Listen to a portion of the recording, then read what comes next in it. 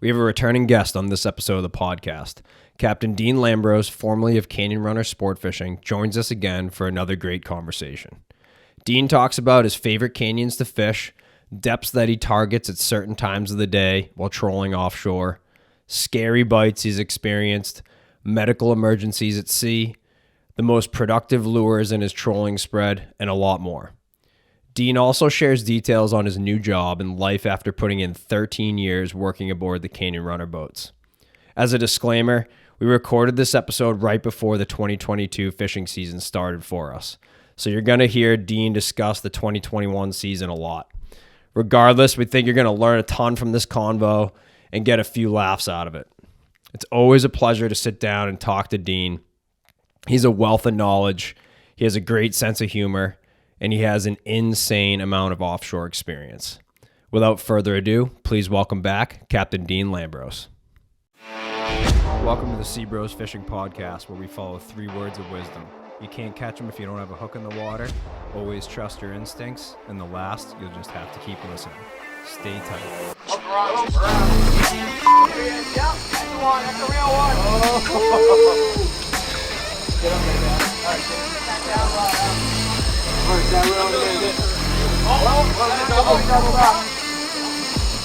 Double up. We doubled up. All right. Am I coming off or what? Get that down. Don't get on that rock. Yo. Ooh, looking sophisticated with the glasses there. Dude, this sucks. All right. You're getting old, huh? Dude, I am old. 32, going on 50. That's amazing. What's everybody doing? It's like Doing good. It's like charter captain age, like dog years. It's like whatever that 7. meant. Yeah. 6.5. I What is it? 7? Is dog 7? never thought of it that way. It seems accurate. Dogs are 7 years. That's what they identify as. How you been? Good. I'm having a tech issue. It's okay. It's not the first time that we've experienced No. a tech issue. Just the fact that I showed up tonight. It's know. a charm, right? If you are going to have the fan in the background, would you mind just shutting it off so it's... That's what I'm trying to fix here. Oh, my AirPods do the same thing. Like one connects and the other doesn't. Then you have to reset it. Yeah. It's all good. Oh, perfect. All right. Do you still want the fan off? Yeah. If you could. It's going to the video's going to try to focus on it and make it kind of laggy. Ooh, a sword bill in the background. I don't know. That's my wife's. Is it? Yeah. That's awesome. Where'd you guys get that? She caught it in the Hudson Canyon. Ooh. Have you ever been there before? Mm-hmm. You should go there sometime. It's a nice place. It's good to see you. I know. You too, fellas. What's happening? Let's talk. Give us an update. What's going on? We just put a new engine in our vessel this morning. I saw the Instagram upload. Yeah, so that went fairly flawlessly, actually. It was smooth. Yeah. So they're probably 70% reconnected, and tomorrow we're gonna hopefully turn the key. We'll see. That And then boat prep, just general boat prep is underway here.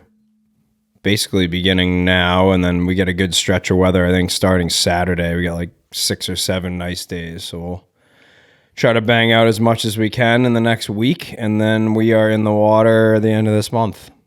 So that means haddocks, right? Oh yeah, slimy, poopy haddock season. It's sick. yeah. Oh, it's a blast. I mean, we all love doing it for like the 4 weeks, and then it's all right. Time for something else. Yeah.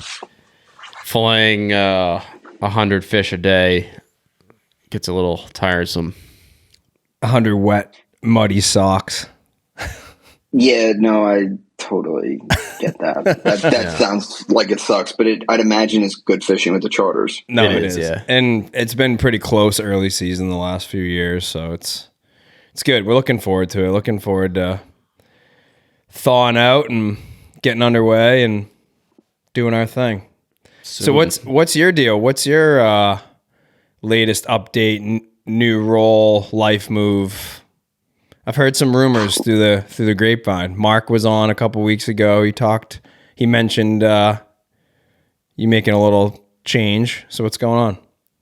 Yeah, so big update. Sort of quote unquote retired from the charter boat. I just gave it 110% to thank my team. No, I was just ready to take the next step. I got married in October 2021, and congrats. I kind of fulfilled. Thank you. I kind of fulfilled everything I wanted to, and then some. And the truth is, I never really saw the private boat opportunity that I wanted.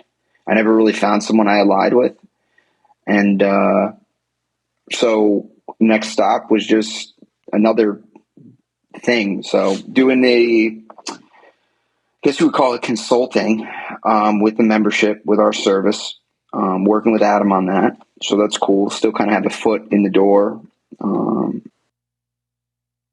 I jokingly say I traded in 3 Simrads for 3 Dells, and selling insurance. So we do a lot of personal lines, commercial lines, insurance, a lot of boats. So that's cool. And we got a little startup oyster venture. Oh God, a buddy of mine have. So that's going to be in the Bridgeport area. So that's really cool. What's the name of that? We'll see. That is Park City Seafood. Park City Seafood. Yeah. DBA unknown. Sounds delightful. That's cool. That's awesome. You still, obviously keeping a foot in, and I'm sure you can go whenever you want to go and that sort of thing, but that's cool. Life moves. Yeah. It's time to try something else out. I was there, 14 years full time. It's a lot. And now it's just on to the next thing. Yeah. Yeah, for sure. I think you'll enjoy it. Yeah, we'll see. I'm very curious to see what it's going to be like to go tuna fishing or fishing in general. That's what I mean. It ain't going out. Non-professional, man. Right. Will I still have the hunter-killer urge to it, or just 100%. Sit there and roll my eyes and say, we're going to give it our all? It is what it is. Yeah, exactly. Well, that's cool. Kind of weird. Yeah. So that's been it, but busy. So that's really cool. Nice. How were the seminars? Opportunity. We had our big show in Atlantic City. Yep. And that was gangbusters, pretty much as good as it gets. And I think there's maybe some pent up demand, and just the fishing shows, it filters out the COVID sensitive. So I think by now, people that are going to get a shot in their arm are going to get a shot. The people that aren't, and masks don't have to be on. So kind of just a free for all, really. People are willing to go back out. Things are starting to go back to pre-COVID. Was everyone in a good mood? And, I mean, we only did Damon's show, and everyone was in a good mood. Great mood. I think everyone was to get out and mingle and see fishermen and just kind of get back to the norm. Yeah. I've kind of had this theory the whole time that COVID filtered out the COVID sensitive. So you kind of already are willing to be there. You want to be there. And I just think that's a big win. Yeah.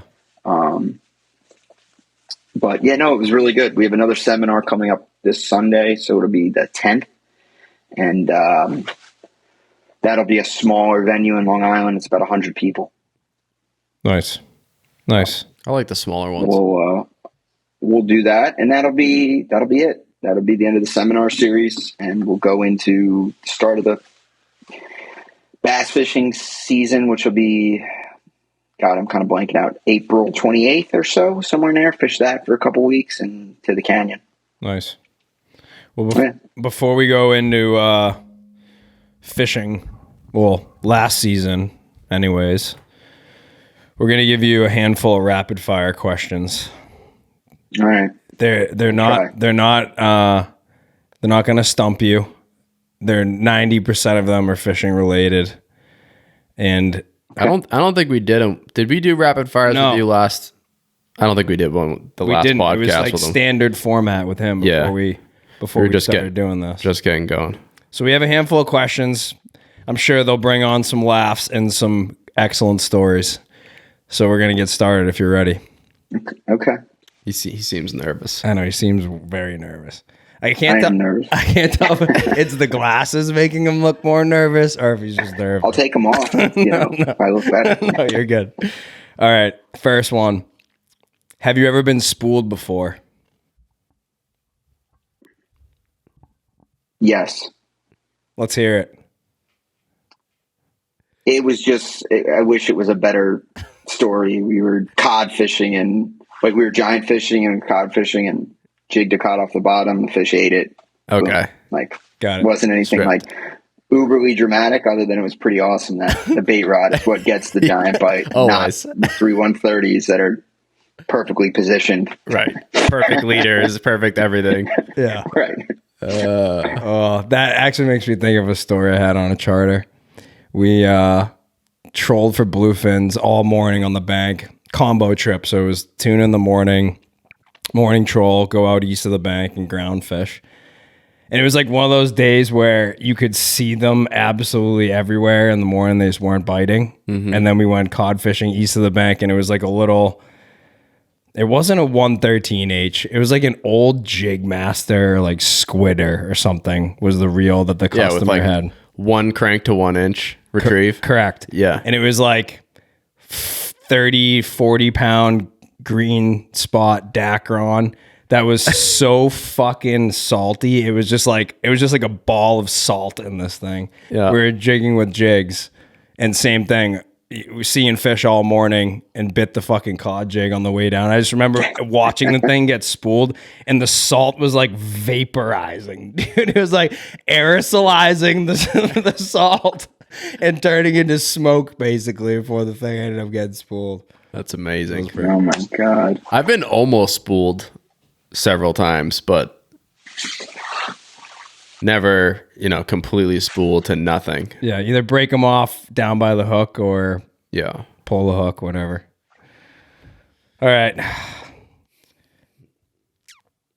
Have you ever had a poop bite? Mid poop of course went off. I've had poop bites. Totally. Yeah, that sucks. There's nothing worse than that. It's terrible. Yeah, of course. Any epic All the time poop spent bite out there? catches? No, I mean, nothing like crazy. I was able to contain myself. Yeah, like I'm going to go down and disappear for a little bit more, a little longer after this, of course. Oh, shoot, that's funny. Anybody No, I else wish it was on like the they were- boat that's had like a really good poop bite story? Like come out like pants still around the ankles type of shit? Well, literally and figuratively. Yeah, exactly. No, fortunately, no. I did have a customer shit on the floor once. That was gross.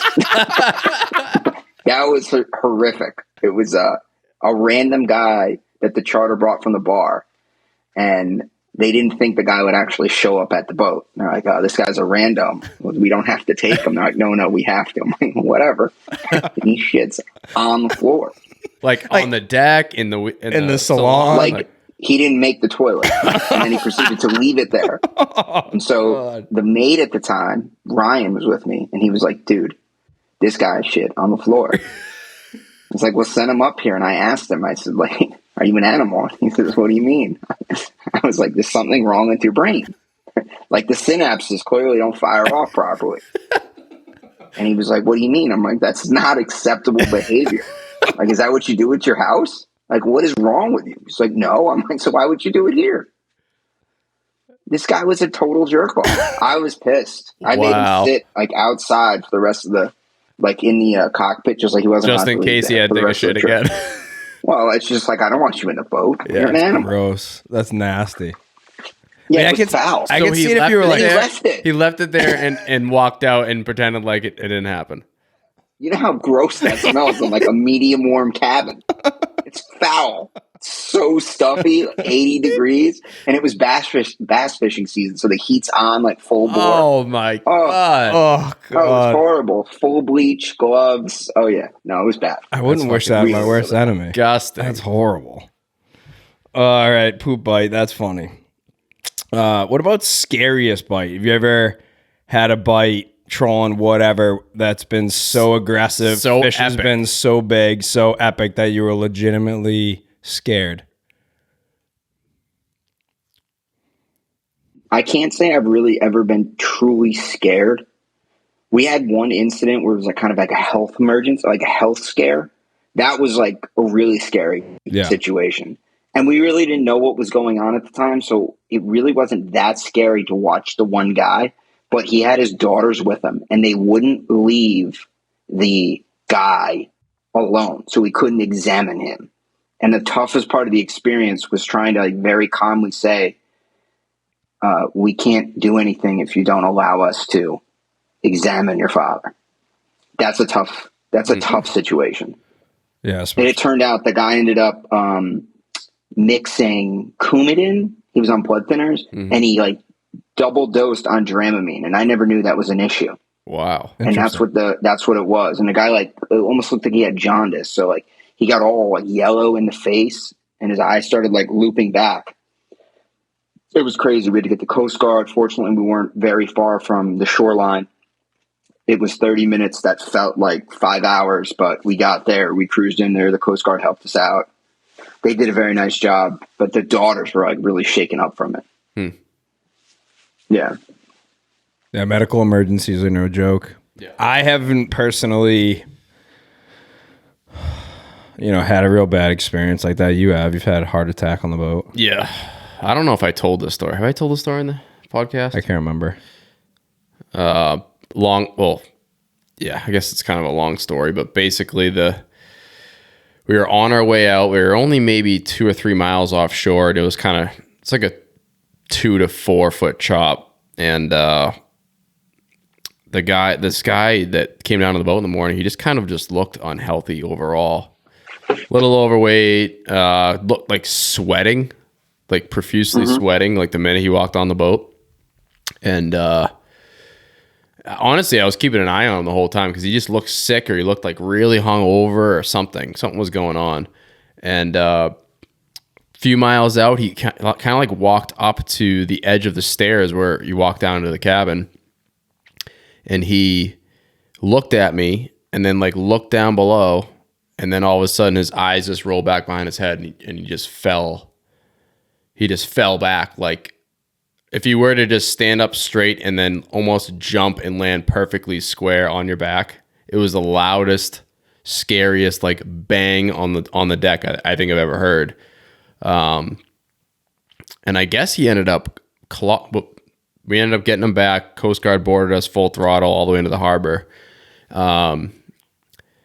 I want to say he clotted up, and they said because he fell so hard that actually helped his blood flow through the clot or something like that. Help past the clot is what. Wow. Yeah. So apparently because he fell so hard, made him even more, a higher percentage of survival at that point. But I guess he was still going to be fine, but it was to the point that he passed out.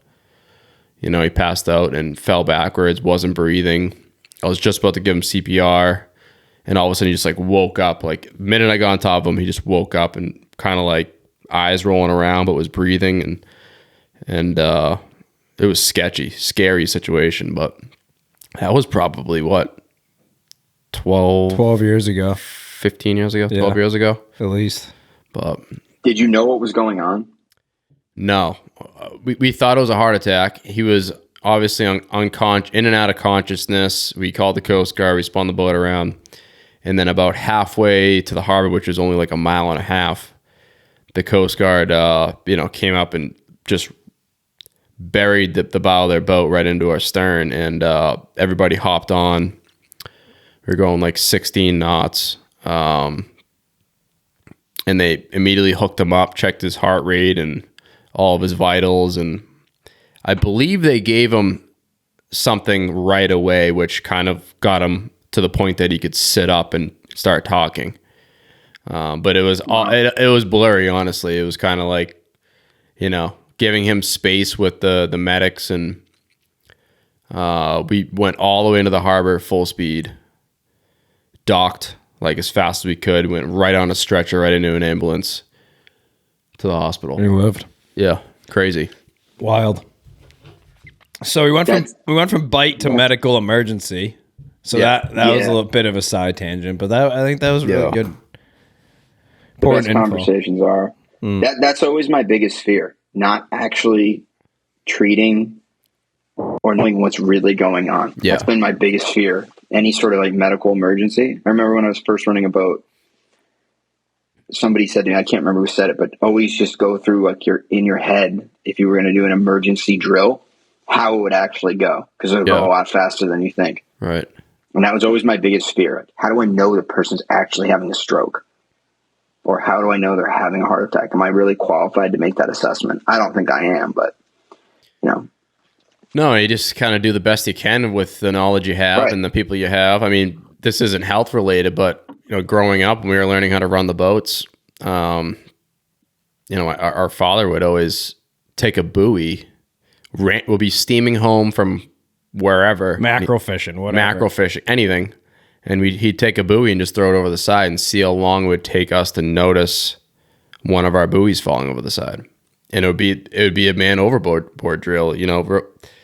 And usually we'd see it within 100 yards from the boat. But, you know, there was a couple times he'd do it and he'd come up and he'd tap you on the shoulder and he goes, you know, how many guys are on the boat? And you know, he'd ask you that. You go around and you have to remember, you know, how many people stepped on the boat in the morning. And oh, by the way, I threw something over the side a half mile ago, or, you know, a quarter mile ago. And you're like, oh shit, you know, I failed that experience, but it made us to, you know, stay more vigilant. Yeah. Driving the boat. But I mean, that's just one little piece of it. You know, it has nothing to do with health, but at least kind of keeps in the back of your head, you're responsible for everybody to stay on the boat. Yeah, just being prepared. You know, not just for fishing. Yeah, absolutely. What do we got? Let me ask one. Let's get away from the darkness here for a minute. Yeah, this is going so serious. If you had unlimited funds, and unlimited, like I'm talking millions, not billions. Unlimited funds. What would you build for a canyon capable boat?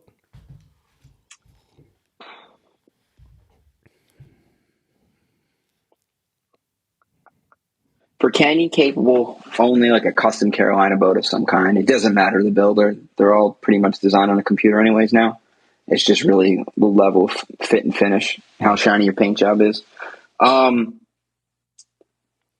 a tuna boat, probably something down east, like a Northern Bay or something, because you got the speed and the ability to fish for anything, really.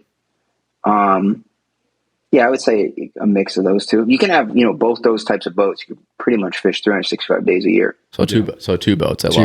Yeah. Perfect. Yeah, unlimited funds, right? Right. Yeah, Yeah, absolutely. Two boats. Billions, I'd just go just straight helicopter. No boat, helicopter.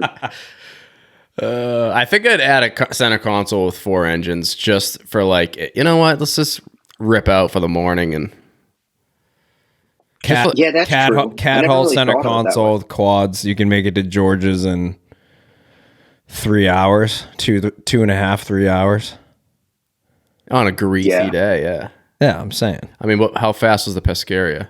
We made it from Welker to Hyannis in, I want to say it was like 2.5 hours. Ugh, Jesus.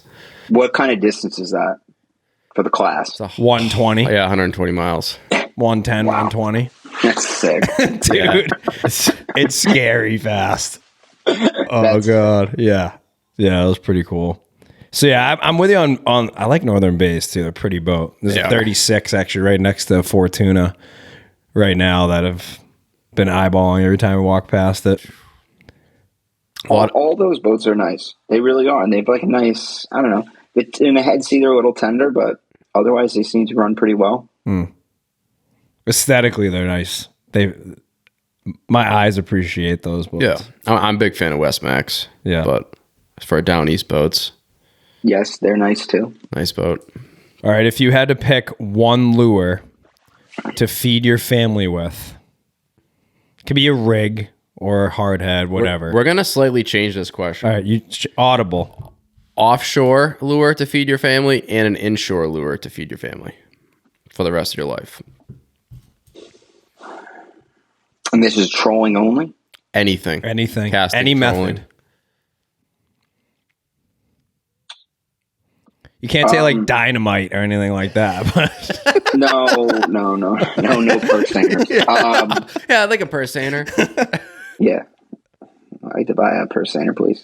I would say like a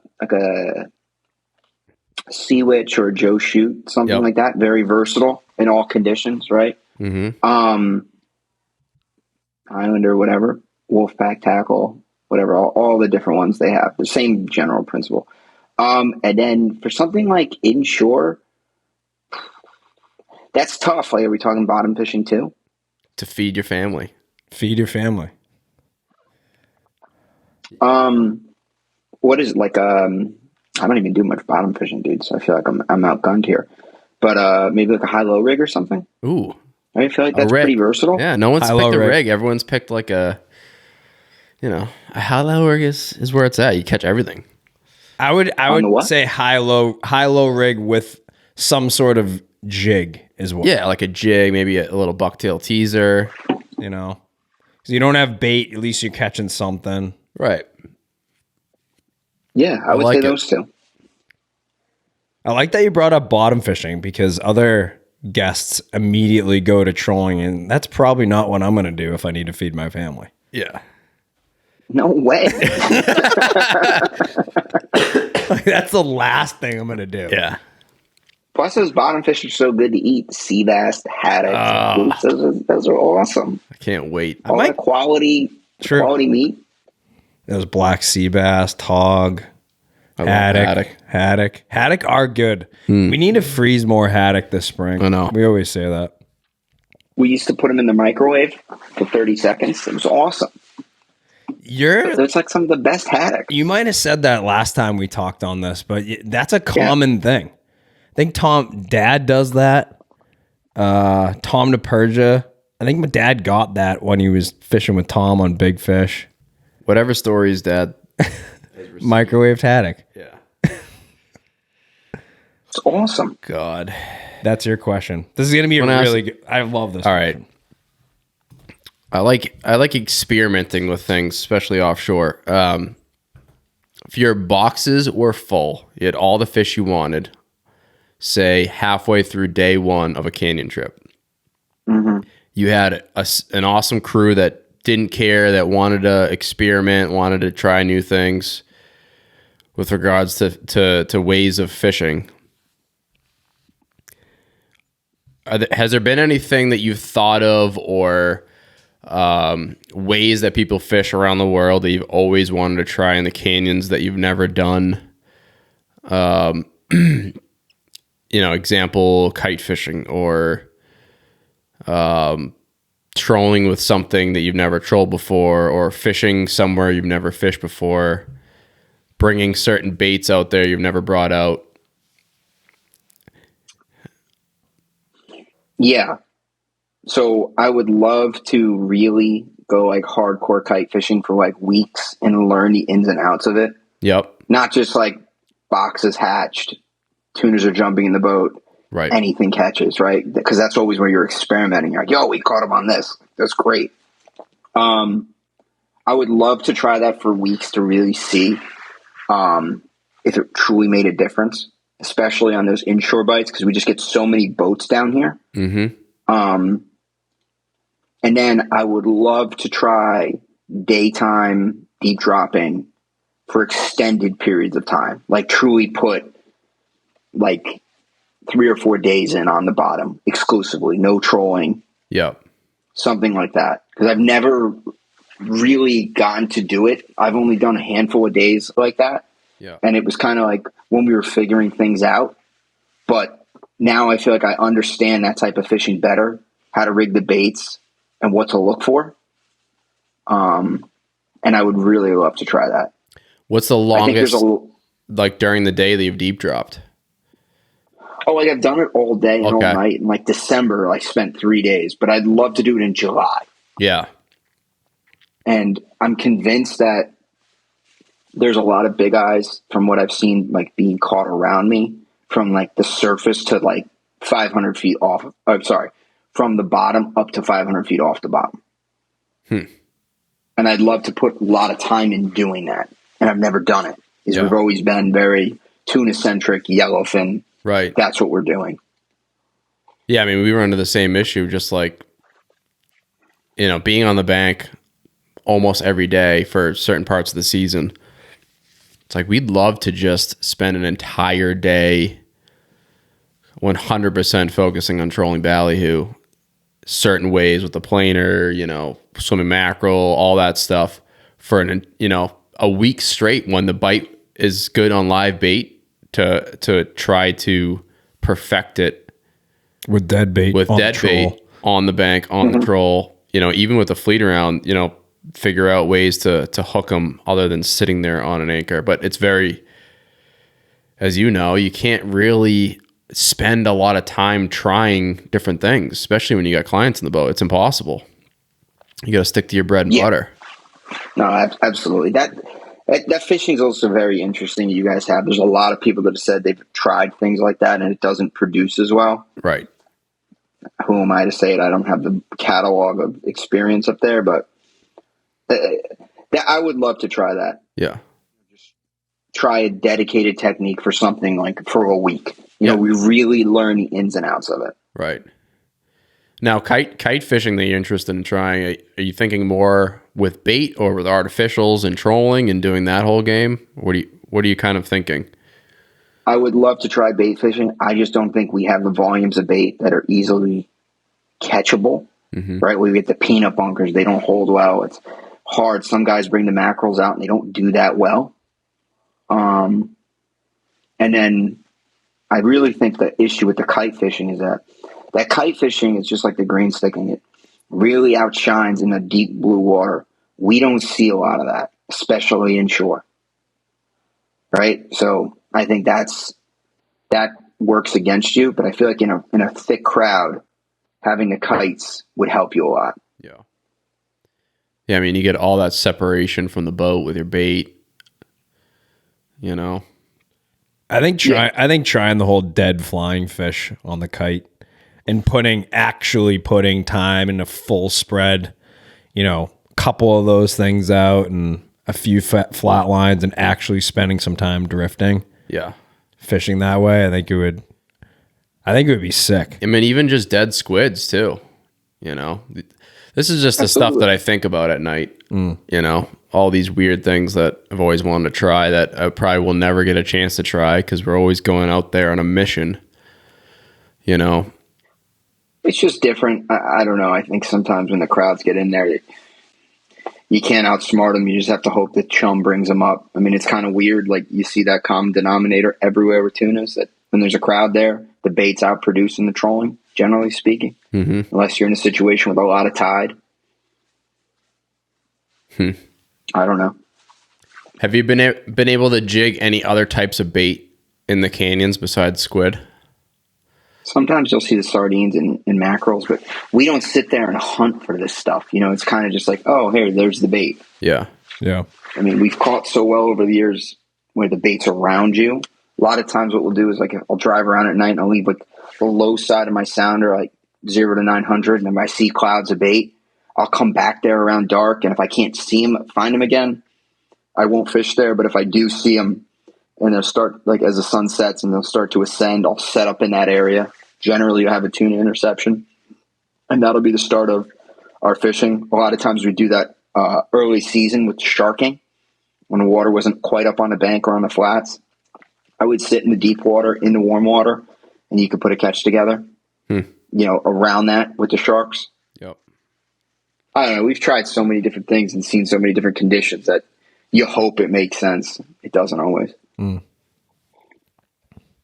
love brainstorming that stuff. If someone does have the time, unlimited funds, man, give kite fishing out there a whirl. Let us know how it goes. There was who was I just talking to at the last seminar? Said he kite fished for almost a whole day, and he got like a dozen yellowfin kite fishing. I want to say with the Yummy flyer, which that doesn't surprise me, but I'd love to play more with the smaller flying fish and stuff, and imagine with 2 kites, 2 baits each kite, a couple floating flying fish like they're doing in California, where they put the foam on the back and have them float.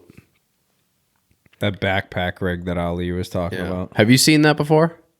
They take like a strip of pipe insulation, and they like small They strip. cut it in half the long way, so they have you take whatever, like a 12-inch section, depending on how big the body of the flyer is, and they cut it in half the long way. Yeah, and they stitch it in the back.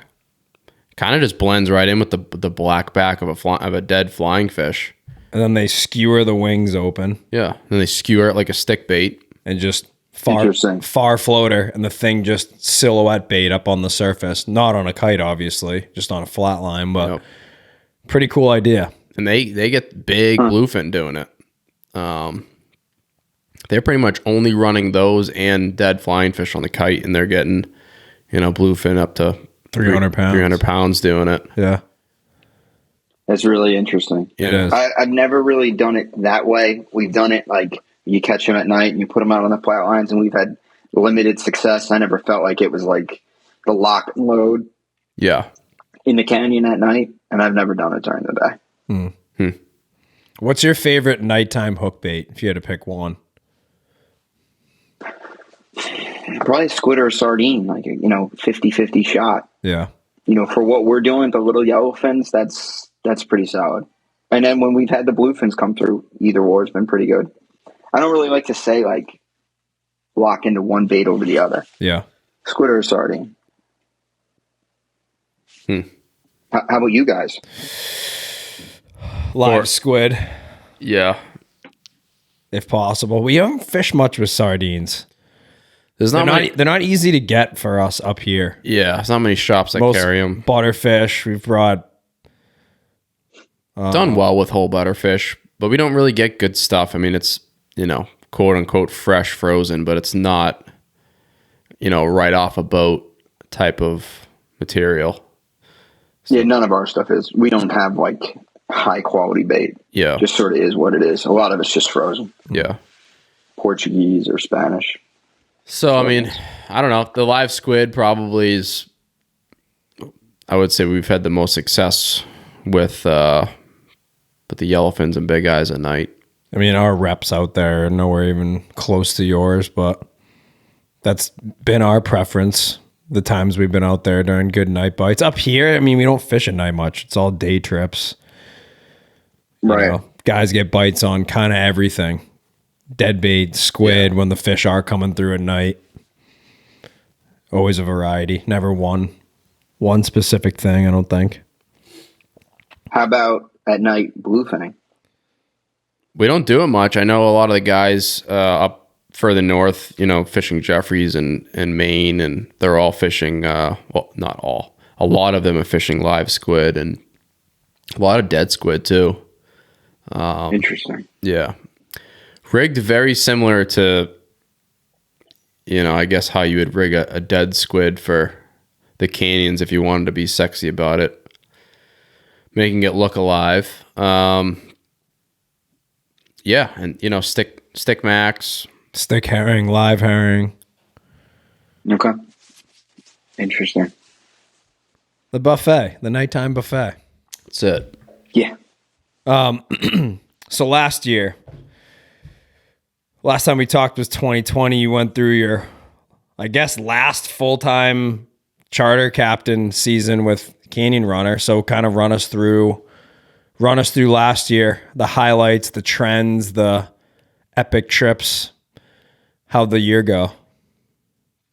Overall, I mean, it was a good year, right? All the departures equal the arrivals, so that's successful. Right? Like, I think the last 2 years, like COVID or just economic conditions, whatever, it's been good for charter fishing overall. We've been busy and a lot of other boats, so that's always good. Fishing's been consistent. I don't think it was nearly as good as it was for 2020 in terms of the volume of yellowfins caught for the fleet. We did okay. We held our own. I want to say that I think there was a lot of high optimism going into 2021. It was still kind of COVID weird, like this, people working from home, people still kind of like living down, like at the shore. Everyone was like hot and amped up for it. Fuel was still cheap.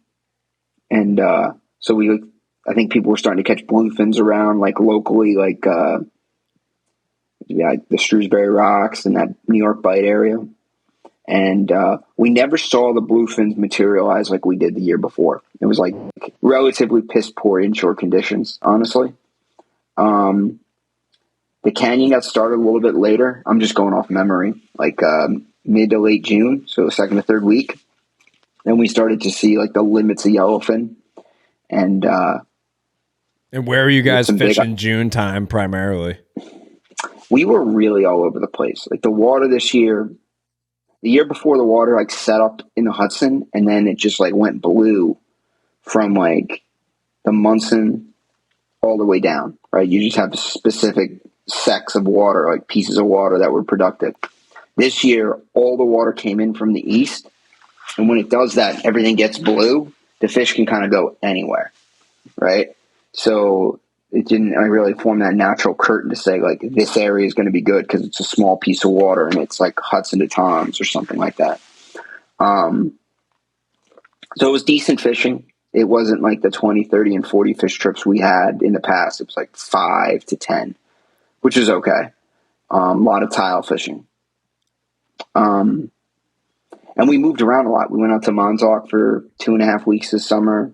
Then we came back. We fished some of the tournaments in Ocean City and Cape May. Then we went back to Manasquan.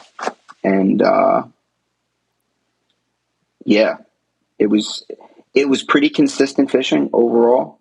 Like good yellowfin, good big eye, but probably 30 to 40% off of what it was the year before in terms of like overall numbers. Interesting. I would say. But like still plenty good. It's just the difference between catching like 35 big eyes instead of 60, right? Or 800 yellowfin versus 500. It doesn't sound, it sounds like a lot, but it's not that much. Right. We didn't catch like 400 bluefins. We caught 150. So that was awful lot, but you can't catch what's not there. And we had some really like 2 years ago, some really sporadic, really good action inshore, like 50 bluefin days inshore and coming home by noon. Like that's as good as it gets. That's just landing. Skews the numbers. You know, it's not your average season. No, it wasn't. It was like crazy.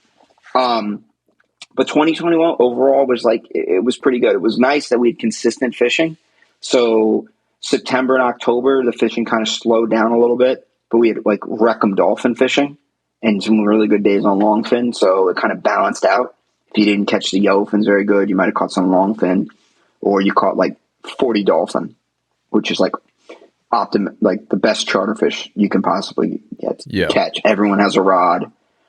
And, what was interesting with the charters this year is that we didn't see a lot of clients. It was like same thing we saw 2 years ago. Father-in-law, brother-in-law, or father-in-law and the 2 kids and dad, you know, something like that arrangement. So that was cool.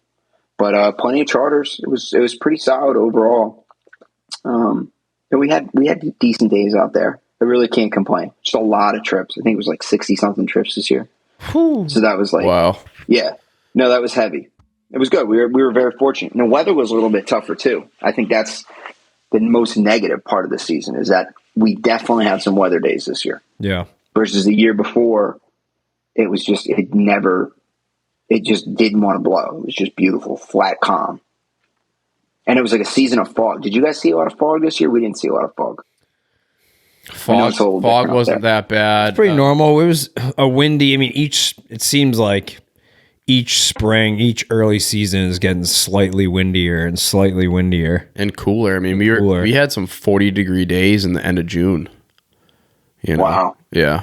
And breezy and nasty and, you know, raining. Not as like much north wind, east wind?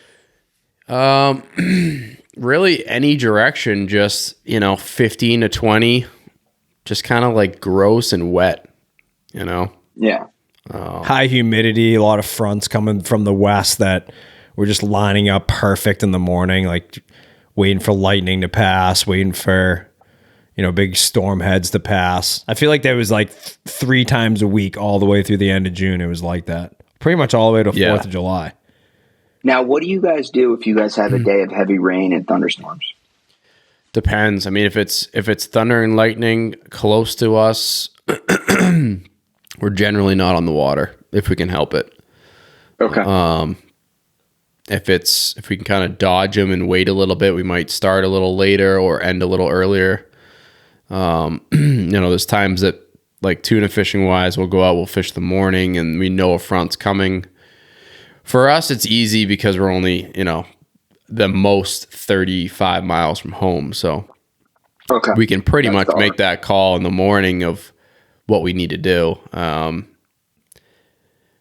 But And we're always, for the most part, in communication with home, and we have service. So it's like we have a pretty good read on weather coming from the west, like if we need to dodge, like Taylor said, or we know storms are coming through, we might go fish like the northern end of the bank if we're going to miss them up there, or we'll go fish the southern end and be able to kind of tuck down into the bay if we have to. lightning's tricky. I mean, I know you guys see it way more than we do being out in the blue water, but I mean, a lot can go wrong quickly if you happen to be struck by lightning. Lightning on the water scares the absolute shit out of me. Like almost as much as spiders scare me. How about you? Do you guys, I mean, I know you deal with storms in the canyons quite often, but do you pretty much avoid lightning, or do you just fish through whatever? We use our heads. Yeah. There are times we'll have to take a delay. There's times where you end the trip early, or you don't go. We kind of err on the side of caution. And there are times when things just develop or things intensify and change trajectory, and you try and do the best you can with what you got. Yep. I don't want to say that I'm like a cowboy or cavalier, but there are definitely times we've just had to wait out a storm, and it just is what it is. Right. You go inside and, something happens. You try and get on a pod or something and just ride it out.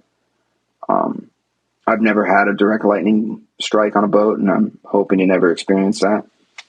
It's kind of something it's better to read about than actually live through it. Tell the tale. Yeah. Yeah, we've never had it, but I've seen boats that have had it, and it's catastrophic. It can be catastrophic. I mean, not like sinking, usually catastrophic, but like all your electronics are just smoked. Yeah, it's terrible. That's a big fear of mine. Like, if you do get hit with lightning, what are you going to do? But I don't know. I've also kind of taken the approach, like, is it better to just run around blind in zero visibility, like avoiding a thunderstorm? I know, right? It always seems like it backs up or slows down or whatever you're doing is just right on top of you, right? In terms of like fishing through it or staying out in it is one thing. Coming through it, I've definitely just had times where I've just slowed the boat down if there's any wind and just kind of push through. Yeah. Just because, like, why would you wait there like a sitting target? You might as well make tracks. If it's going to happen, it's going to happen there. I feel like with the electronics too now, you can you can, for the most part, escape systems if you really need to. There's always times that you can't, but a lot of times you can thread between, two pockets of lightning, or I mean, I'm sure your electronics are at the point now that where lightning's touching down, with all the weather and all the weather things you can add to your radar and GPS and everything, right? Yeah, we have the serious weather package, right? Yeah. With the lightning, and the wind tracks are helpful, but I don't know. I try and just kind of do the right thing. What I don't like about fishing in the storms is that if it's wet and nasty out, the charter is not having a good time. Right. And then it just becomes the crew holding this group captive, and it's just not a good thing. Yeah. But, sometimes if it's like the June trips are really tough, or later in the season when it's just cold and like foggy and like damp out, muggy, that sucks. Tell you what, though, sometimes when those systems come through, the fish bite like the salmon of Capistrano. They freaking bite hard. Yeah. No, absolutely. Have you noticed if the Not big all eyes folks. come up during those fronts at all? Or are they kind of Honestly, yeah. I mean, sometimes they'll bite on a front. I've noticed Southwest has kind of been detrimental to fishing overall, but otherwise we just kind of go and it is what it is. Like, we don't really get to pick. Like, I don't say, hey, we're only going to go fishing on 3 days before the full moon. Like, there isn't going to be an ounce of wind, so we're going to go. Like, it just is what it is. Yeah. A lot of days now, I'm sure you guys see it, it's like, almost want to fish with 15 knots of wind because it'll just keep the crowd at bay. It'll get the mosquito fleet out of there, and it's only you and a handful of boats. 1,000%. Unfortunately, but it is what it is. Yeah. Lightning's scary. I have a buddy that was hit by lightning, Bobby, Yeah. in his shoulder, out his foot. And he got hit by a car. Yep. He's not allowed. Wow, what are the odds of that? Yeah, he's not allowed to go shark fishing with us. Next is going to be those murder hornets? is that what they are? Wow. Those murder hornets? Lightning? No. Lightning and a car accident. And hit by a car on his first day of work when we got out of Mass Maritime. He was like, showing up his orientation for whatever company he was hired by to go work on the oil rigs, and was crossed on a do not cross signal down in Texas, I believe, and whammo. Didn't he break his ankle? Oh, he was messed up. Surgery and the whole nine. Yeah. He's okay. We're allowed to make light of it now since he's all right, but yeah, lightning. So the lightning broke his ankle? No, the car broke his ankle. The car broke his ankle. Oh, okay. Car hit him. He flipped up over the hood over it, and then he actually broke his ankle/legs when he landed. Yeah. He had so much force Flipping. flipping Like a rag doll. that when he landed on his feet, that's when he got hurt. But yeah, when he got struck by lightning, it went through his shoulder, out his foot, right? Yeah. Yeah. Yeah, he had didn't he have a big burn or something in his foot? He had like 2 little marks. It's crazy. Yeah. He has superpowers. Don't When talk the about it lightning too. went in? Don't talk about it too much because it'll rub off on us. You're not kidding, dude. That's crazy. Yeah. Yep. So topic change back to 2021, fishing. Yeah. Not quite what it was in 2020. We kind of saw the same same. overall numbers and, crowds, weather all playing a factor. Conditions were pretty good. Our water temperature was, never got really, really hot in the bay throughout the season, which was excellent. But back to your season, what about tactics and tackle? I know, you guys get approached by pretty much every new lure maker, tackle company, whatever. Was there anything revolutionary that, like you said, a shoot and a sea witch and a skirt's all the same, but was there anything that kind of helped your workflow from a charter boat perspective? Yeah, so we had this Japanese company approach us about this thing called fluorocarbon. It's a big deal. I can't talk about it. No, not really. We use these, our buddy Jeff over on the Real Innovation. They opened up Wolfpack Tackle. So they have these great molded heads, and they have these silicone skirts. I don't know if you guys have seen it. It's pretty badass. So he gave us a box of stuff. I think the KB had some. I think the KB actually took my box. I want to put that on the record. Okay. Oh, it's official now. But we used his stuff. Every year there's somebody that's going to go reinvent the tackle world. Jeff did a very nice job. They did a great job with all the packaging. I think what they did most importantly is sort of take existing systems and just perfect them a little bit. Just kind of like made the tolerances a little bit tighter. He's got like an interlocking artificial tail and head system.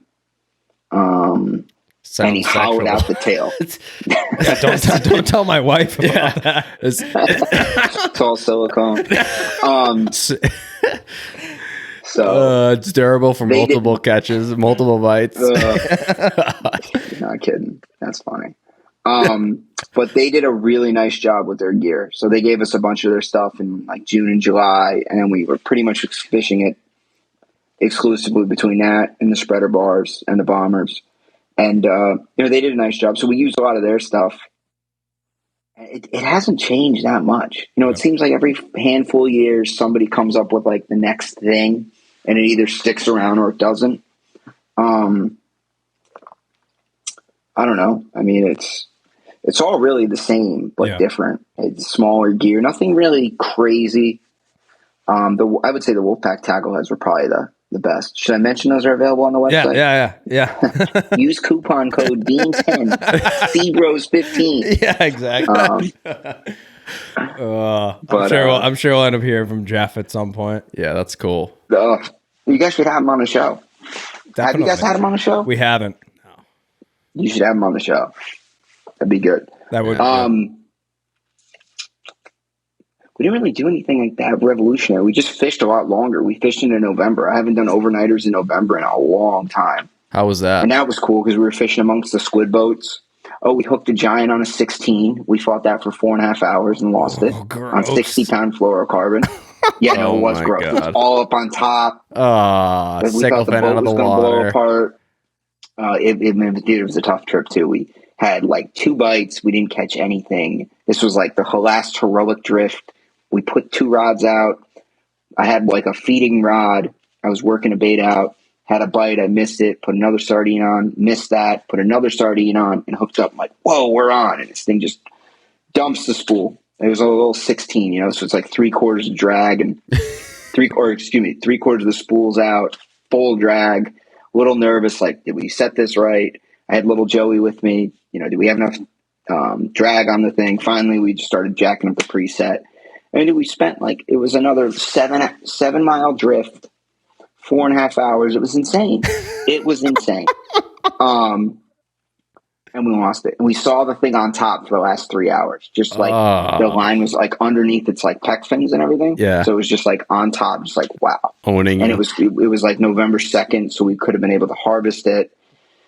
We were like, oh, this is it. Man versus sea. We're going to totally redeem ourselves here. Big giant tuna. This is going to be a great dock pics. I had everything out. I had the Instagram posts all set up. Thank everybody. Nothing. The big loser. And then I remember seeing the leader was 2.5 feet, and everyone was like, really? I'm like, we're going home. The party is over.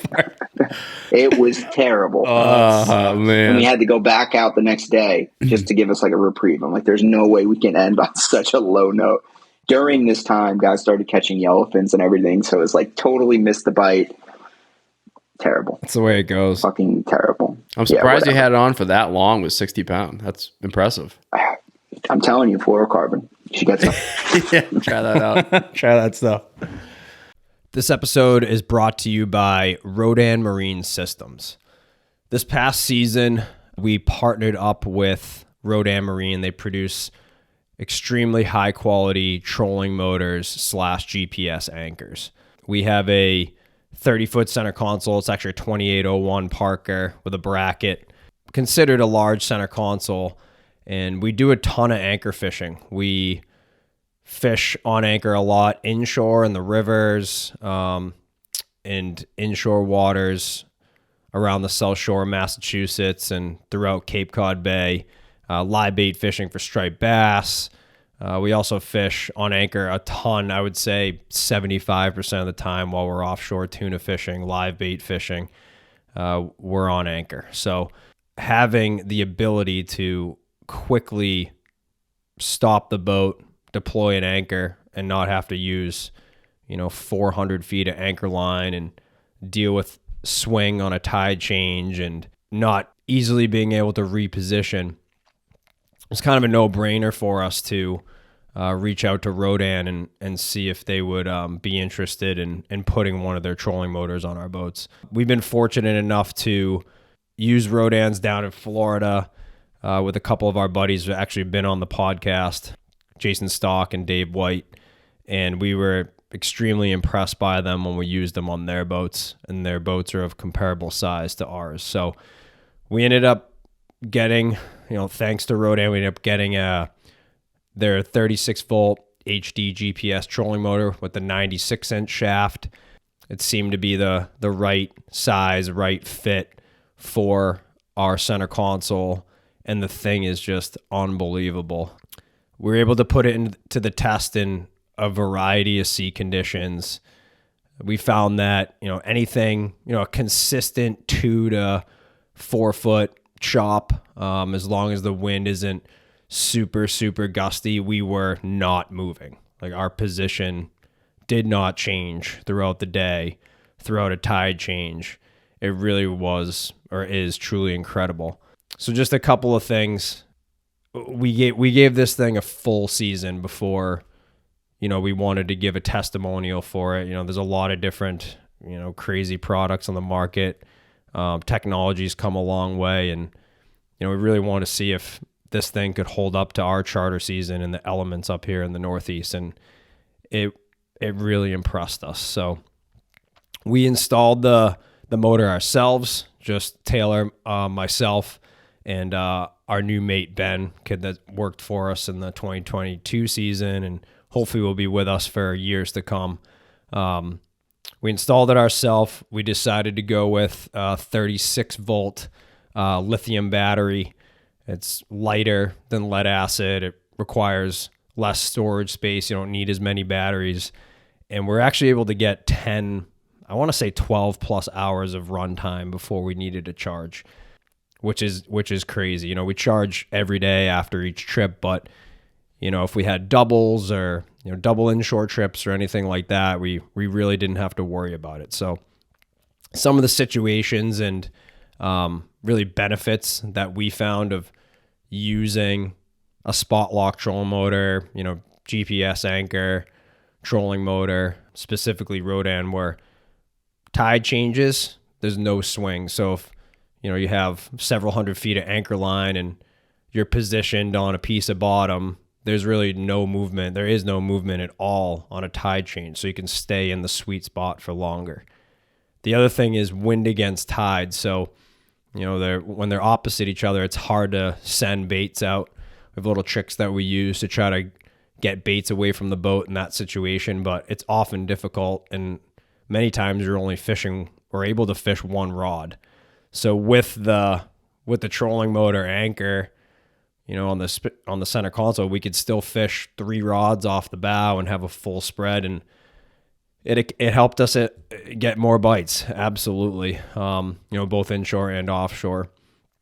The support, I think, is the most impressive and most important thing with Rodan. Salt water is a harsh environment. Charter fishing, you're beating your equipment up pretty good. I'm sure any other charter captains listening to this can attest to that. Everything breaks, and you got to fix a lot of stuff yourself in order to, keep going through the season and keep going trip to trip. So, if we ever had an issue, which we had a couple of minor wear and tear issues, Rodan overnighted us parts. Their support is unbelievable. Easy to fix and modify things on your own. Just a great product. So we wanted to give a honest testimonial of the product, and we're really impressed. So if you're interested in adding a Rodan to your boat for this next season, you can visit rodanmarine.com, and you'll see the entire lineup of their trolling motors and GPS anchors, all different shaft lengths, voltages, and we think you'll be impressed. So check them out. It will definitely be a game changer in the way that you fish on anchor. I got a question. You mentioned bombers. Have you played around with the Nomad deep divers at all? Everyone always like, oh, Nomad bombers. They go back and forth. Have you played with the Nomads at all? Yes, and we've caught, and they do a great job. I would say Nomad's a little more technical with their equipment, and it was interesting. I finally met the rep, Sean, I guess the U.S. rep, and he was showing me his product and giving me the backstory on the owner. He's this Australian guy. Yep. Who's really into this stuff and puts a lot of thought into it, which I think is much needed in the tackle industry. Another successful business guy who's, again, putting his head into it. And they do a great job. We use a lot of the bombers. We use the Nomads. I would say probably 70% bombers, 30% Nomads. But we try it all. I mean, it's kind of to the point now where it's like you have like a baseline spread. Yeah. And you make adjustments. Like I never troll the bombers when I'm bluefinning inshore. I just don't do it. Yeah. I've never had any tangible amount of bites. Like I'd rather put 2 tuna clones on the flat lines. Right. But there's something to the catching those big eyes and the yellowfins when the mackerels are thick on the bombers. And you'll see certain years they work better than others, like 2016, 17, and I think portions of 18, there were more squid in the canyons. So the bombers didn't work as well. In 2019 and 2021, they've been working great because there's more mackerel. Yeah. So like that, just keep changing it up till it sticks. Yeah. How about you guys? Do you guys fish the nomads? We don't fish any deep divers. Except for bass. I mean, Oh, yeah. X-Rap fishing and stuff. But Yeah, we've tried all sorts of different deep divers years ago, and same thing you experienced, just no consistency of bites. And honestly, we feel that it deters fish from eating everything else. But there's also guys that, you know, go out and put a Yozuri pencil popper. and get a 900-pounder. Yeah. Trolling across the high ground on the bank. Yeah, exactly. But yeah, no, we don't fish with the like lipped lures, plugs, trolling. It's all, I mean, up here it's all squids. Of course we have in the canyons and similar feedback to what you just provided, but up here, not too often. Soft plastics, dead bait, squid bars. Right. We do well with just 9-inch sluggos when they're eating. They're really concentrated on sand eels. We just fish single 9-inch sluggos with tiny J hooks way back. No weight, no nothing. Just literally hooked. Yep. The most part. Speaking of sluggos and soft plastics and Wolfpack tackle, you still experiencing the same catch rates last year from skirted ballyhoo to those skirted soft plastics? I know the last time we talked and you were talking about Carolina and some pink soft plastic skirt that you guys were crushing on and doing well, and you did a little compare and contrast. Still on trend with that? Up here, yeah. But from everyone I spoke to, I didn't fish down there. I'm an office fisherman now. But the InReach hotline, right, the tuna hotline, those guys were fishing ballyhoo, and they were doing a lot better. So I don't know. I mean, it just goes to show you think you have this stuff figured out, and you don't. Yeah. You just got to kind of have a combination of everything, different colors, and, you know, just hope, pray, and wish, and maybe it comes together. Yeah. It's so strange. Running them over is the most important thing. Yeah. Fish where the fish are. It's the truth. It's the truth. Yeah. I don't know. I'm still torn on all that. It doesn't seem to be an issue up here. More and more people are trolling with the tails and doing just fine. Yeah. Like, I don't always take the measurement of like the top couple of fishermen and say, okay, they're catching, so the fish have to be there. I mean, you do, but I try and look at like the do-it-yourself crowd. And if they're catching, then you know it's good fishing. Yeah, that's a good point. I just had Like the guys that know what they're doing, they're going to catch regardless if the fish are there. Yeah. Brain fart? Yeah. I just had something incredible that's now escaped me. Ron Z-Tails talking about fishing on the fish. Oh, yes. Fish where the fish are. So I had a question somewhere in here, or one of the topics, actually. Depths. Yes. This is actually probably a good closer here, because I feel like we're going to get a lot of good info. Yeah. So I'm interested. When you're doing, like, I don't know, I know you get out to the canyon various times throughout the day on a trip. All depends on the weather, whatever, the crew, everything. Throughout the day, are you targeting different depths? Are you targeting different depths for different species? Are you targeting different depths for different times of the day?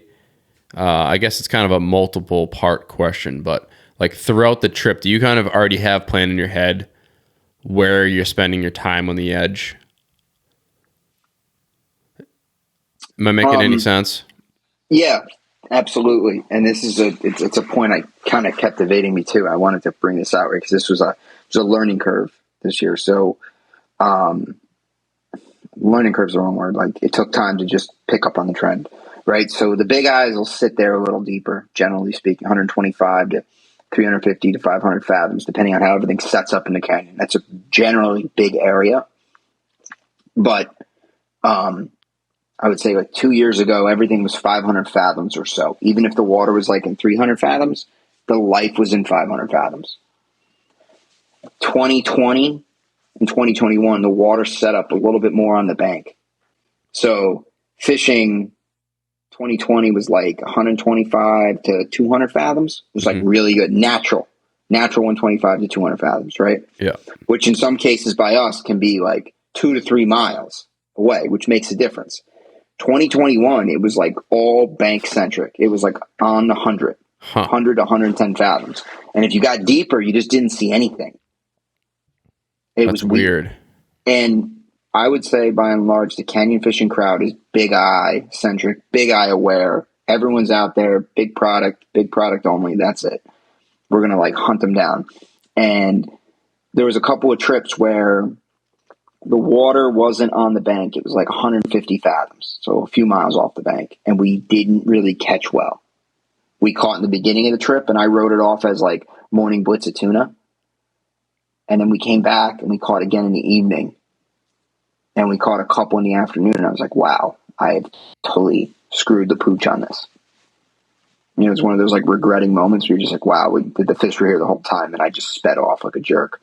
And so we just stayed on the 100 and we caught well.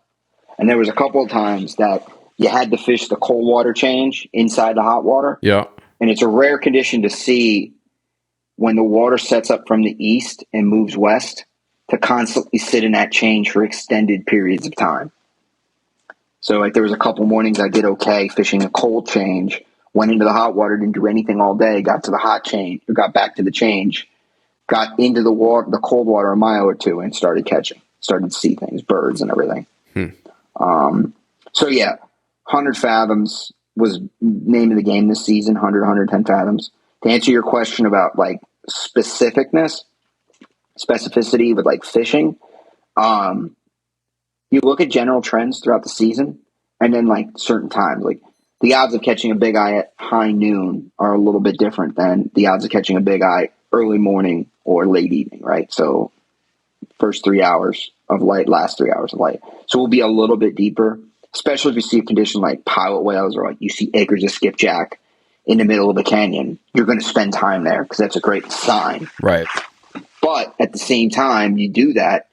We've also seen some of the best yellowfinning in the last 2 hours of dark where you can catch 40 fish, 2 hours. The fish just come up and you were inshore and you can catch them.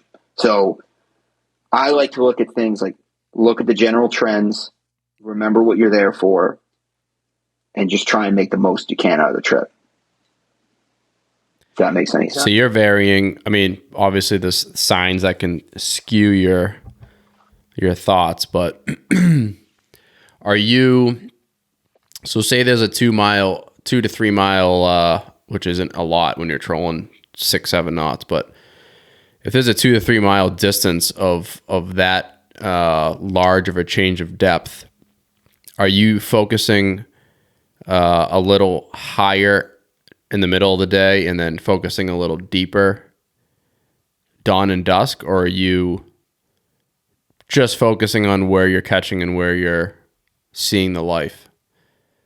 Like if you're seeing the life in that entire area, deep and shallow, are you changing depths and like are you focusing more on the deeper water in the morning and dusk trying to get big eyes and things like that, or are you only going based off of, I don't know what I'm trying to say here. I know what you're trying to say. You just said the same thing twice, but I don't know how else to explain it, I guess. You're saying if you're seeing life for that entire like 1 to 2 mile span, say it's 100 to 200 fathoms in that whole range. Yeah. Are you then going to get more specific within that to try to target certain species? Yeah. Based on depth. If that whole depth range looks the same life-wise. Is that what you're saying? Like if it all looks the same from 400 feet, or I'm going to say 600 feet out to 2,000 feet of water, are you focusing on certain depths to try to get certain species, or are you basically have you just seen all species in all depths? Am I making any sense? Yeah, and I would say I would just stay with the life. If I was catching there and I just kept making turns over it and nothing changed, it's very rare that the fish just sat in one area all day in the canyon, right, without some sort of change. But yeah, I'll sit there and just kind of drill it out and keep making laps over that general area. If you're fishing for big eyes and you know, like, they came up in the morning and it's just big eye only, they'll probably come back up off that area. So if you stay within the 2 miles of that thing and just keep driving around, they'll come up. Yeah. For yellowfins, I'll just stay with the life.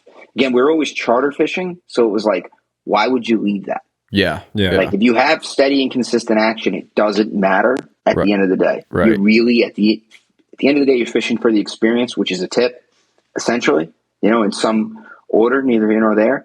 But if it's like a commercial trip or a trip for the tournament, and you knew the fish came up in this area, then you're going to grind it out and put the time in right there. Yeah. Gotcha. That's what I would say would be my analysis there. But everything changes. I mean,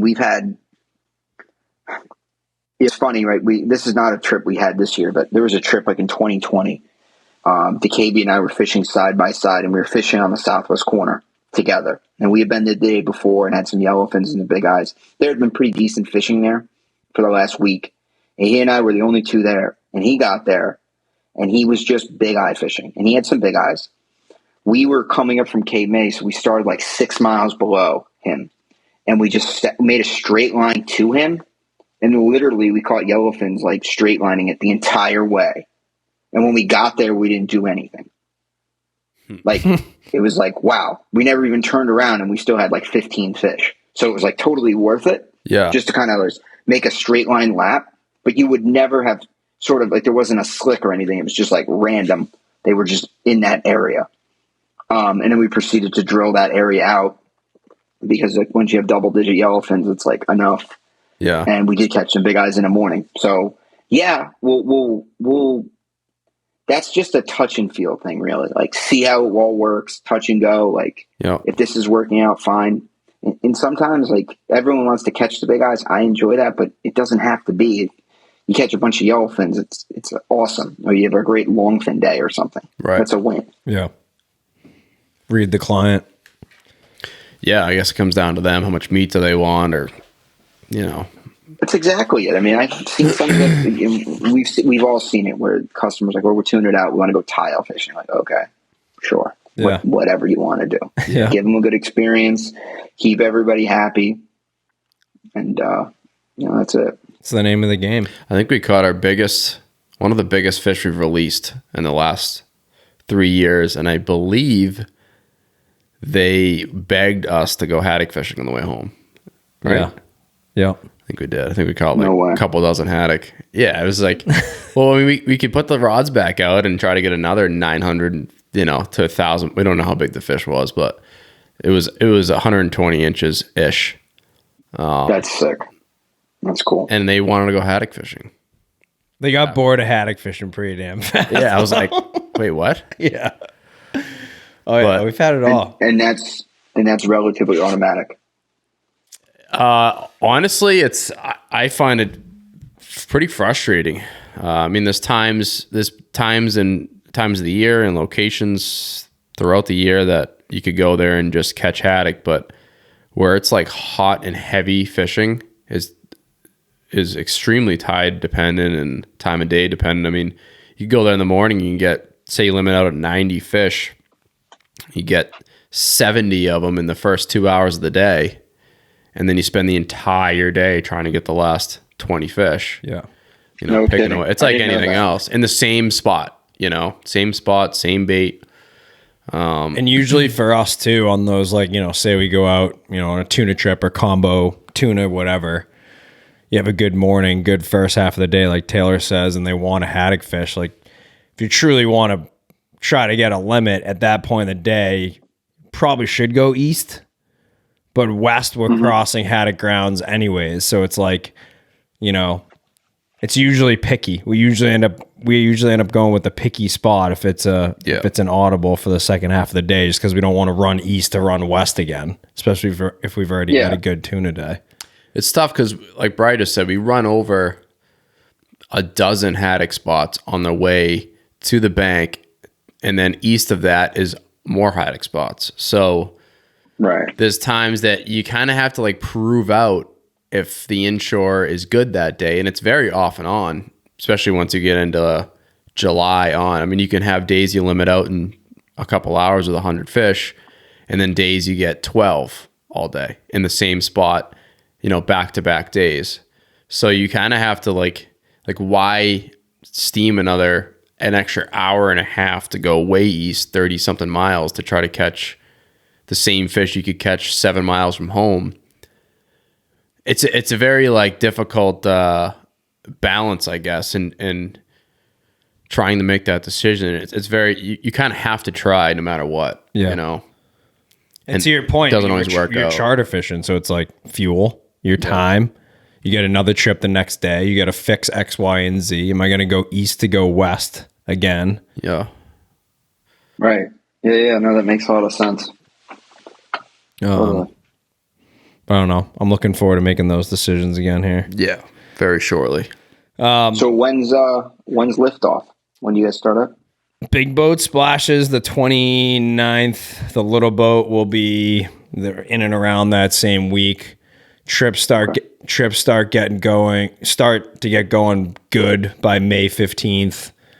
Meaning like fishing 4 to 6 days a week. Haddock trips, striper trips as we get towards Memorial Day weekend. Then once we get through Memorial Day weekend, it's lock and load bass pretty much all the way to 4th of July. And then it's mostly tuna trips. We have a few summer ground fish trips, a handful of shark trips, but I'd say it's like the way the schedule's looking now, like 70 to 75% tuna trips from July on. It's weird. We've seen a shift, definitely seen a shift over the last 5 years of shark fishing and ground fishing becoming less and less. And I think partly it's because we're not pushing those trips as much, but I just think everyone's different now.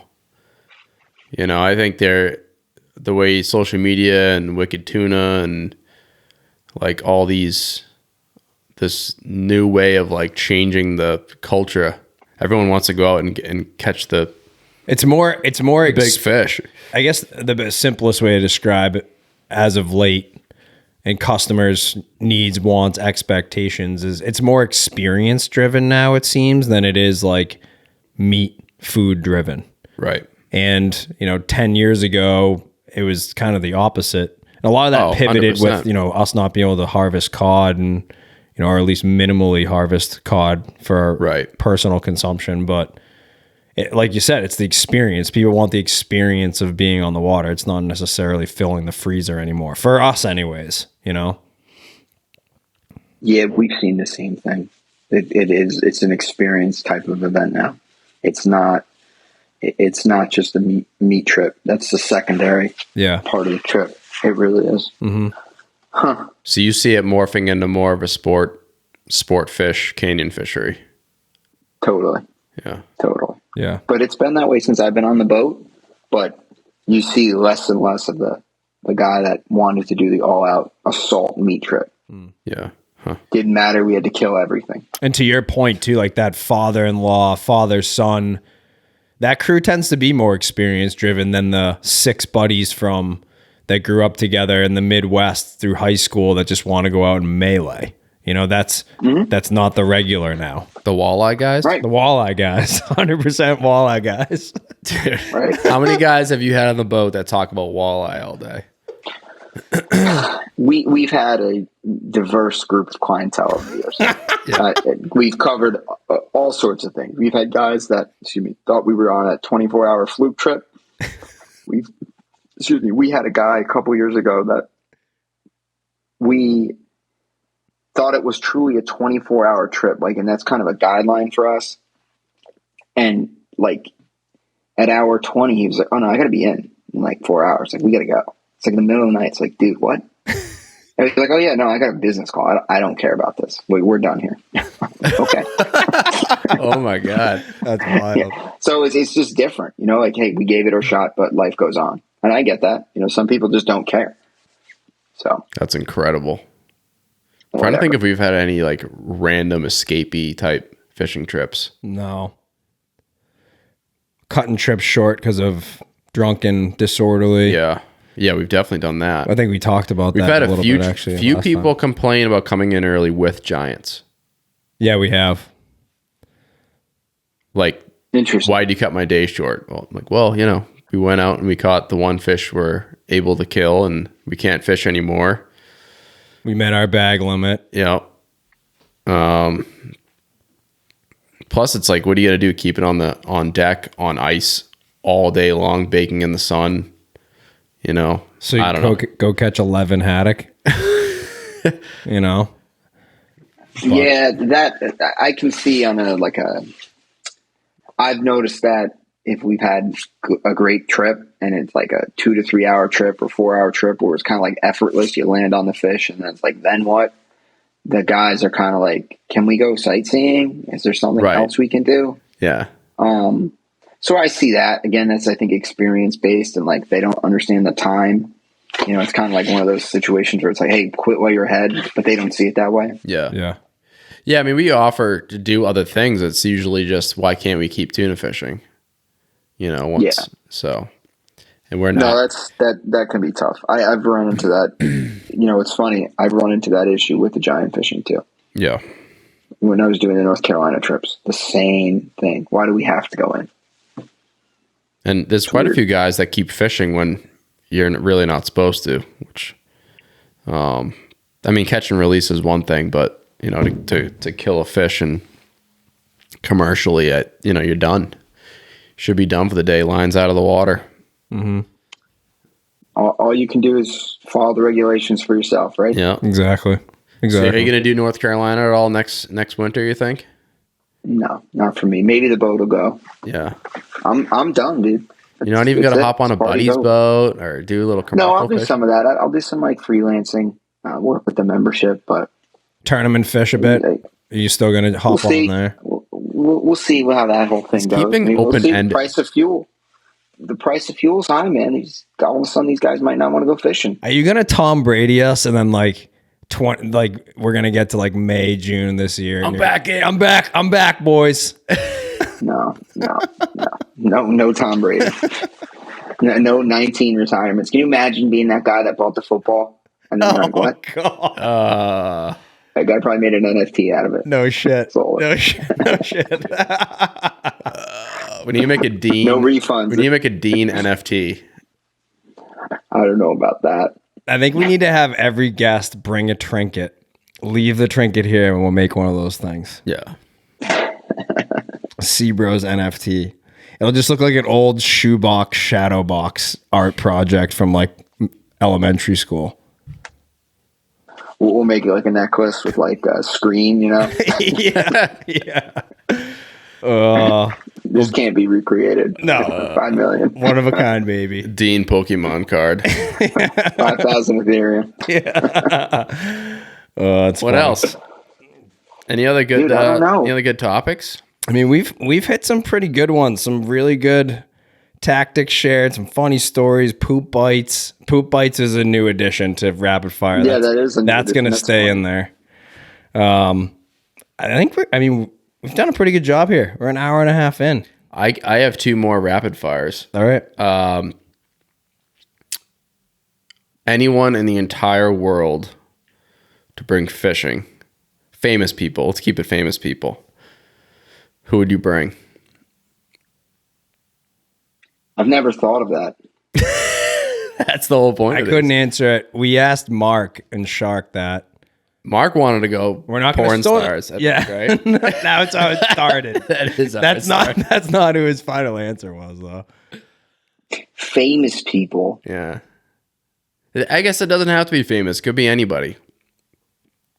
Like someone you would love to have on the boat with you.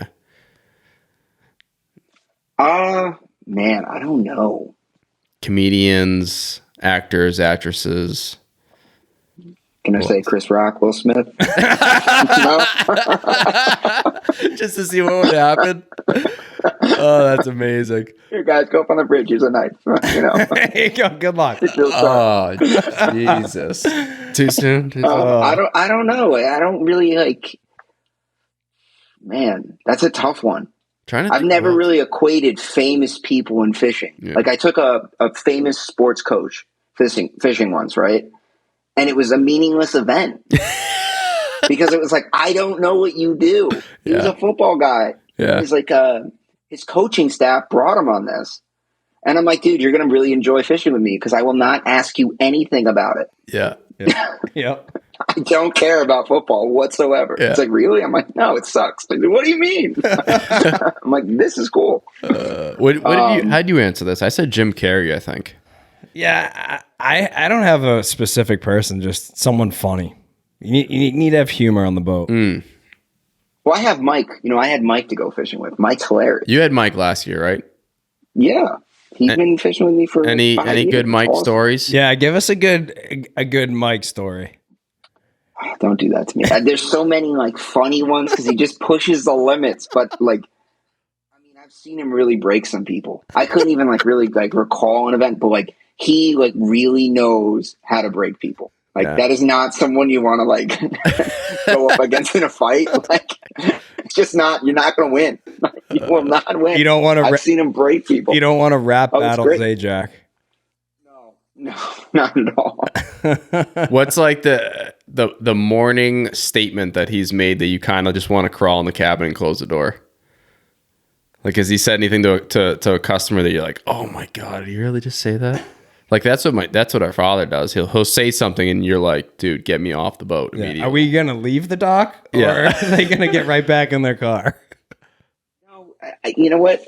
I will say the funniest quarter about Mike is that he'll get really, really into something, and he'll just like in the morning it'll be midnight, and he's just like we're leaving on the trip, and he's just going off. Like his energy level is next level. You're like, whoa, dude, what did you eat today?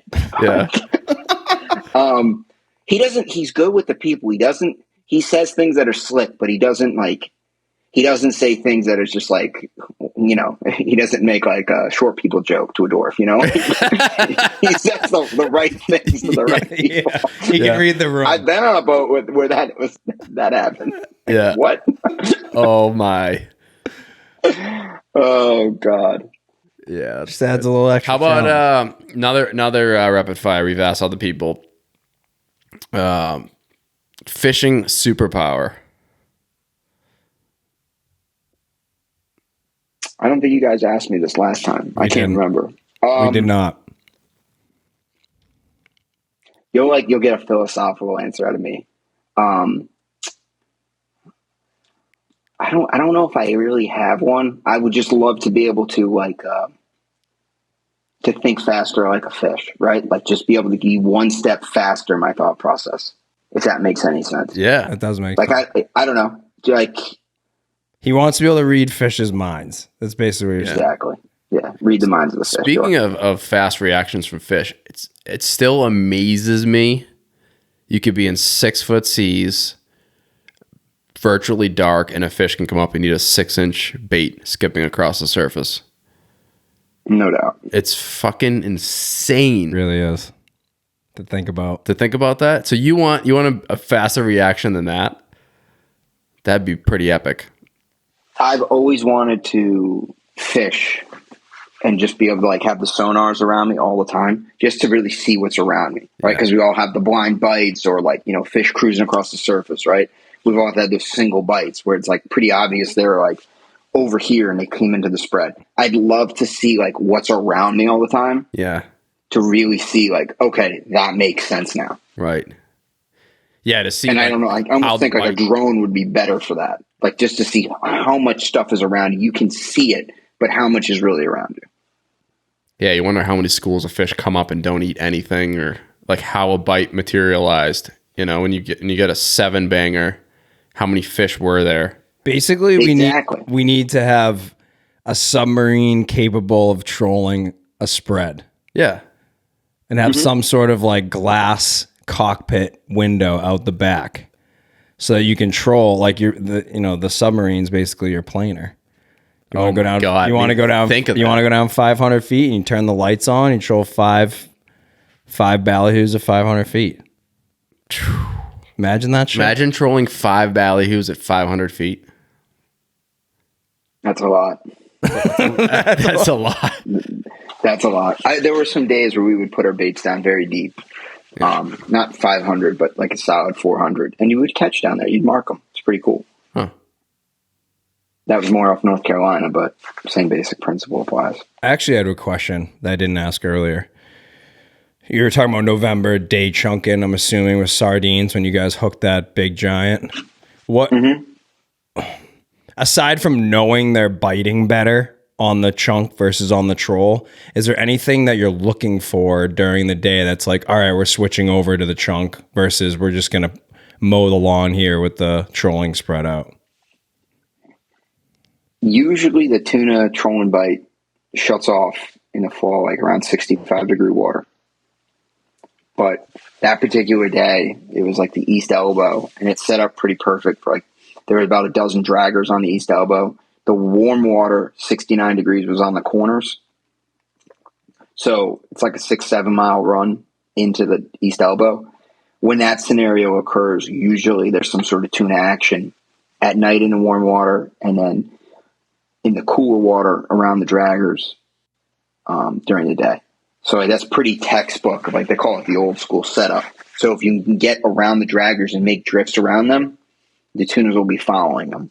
And even better if you can get behind them, like when they're coming up, and sort of set your baits, and you can sometimes carry the fish or just, whatever. Yeah. Depends on where the fish are set up and how many fish are really there. But that's pretty textbook if you can do that.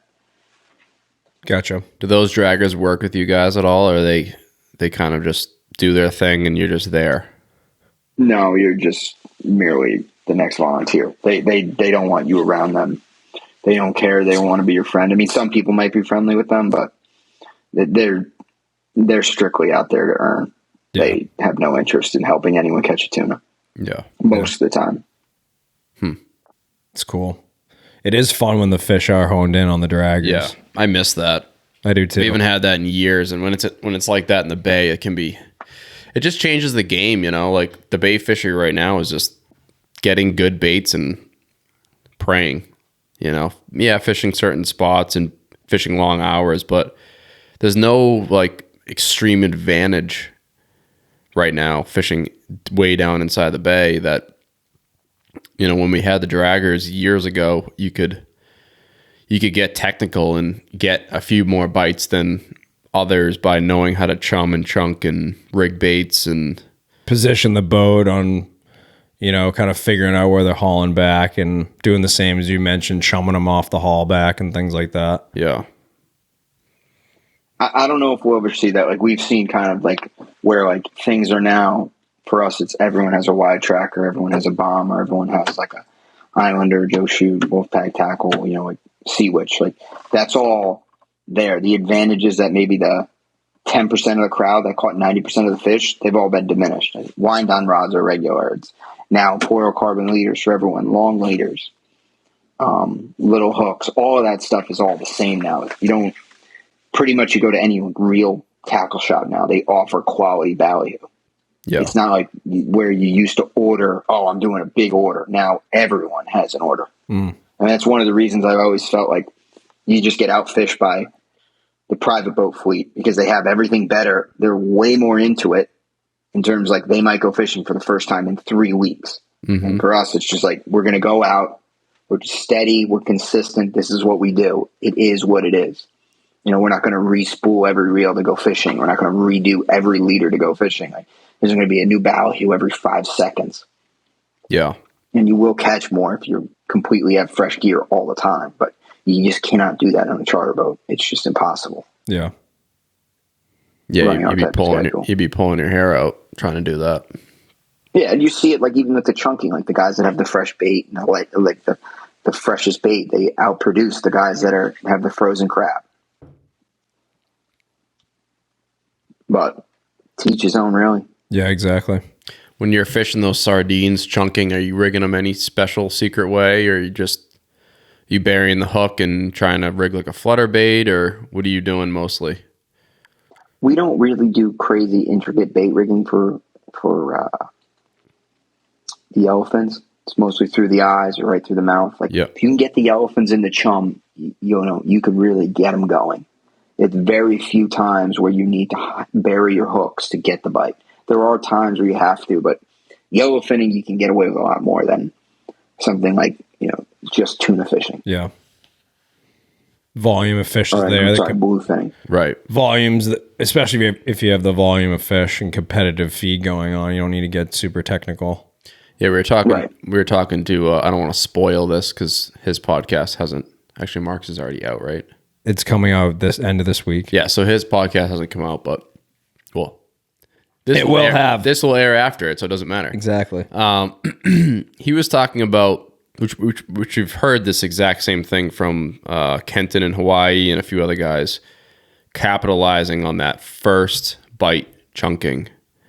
He was talking about how school comes through, you get your first bite while you're chumming to make sure that first fish gets to the boat, because he feels that if you were to break that fish off or even pull the hook or whatever, that fish can signal to the rest of the school to basically, danger.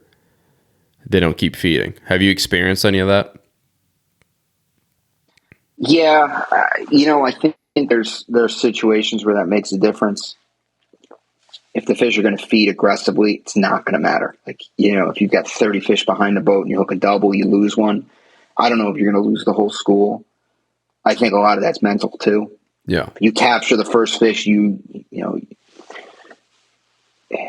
can execute. It's going to be better for everyone.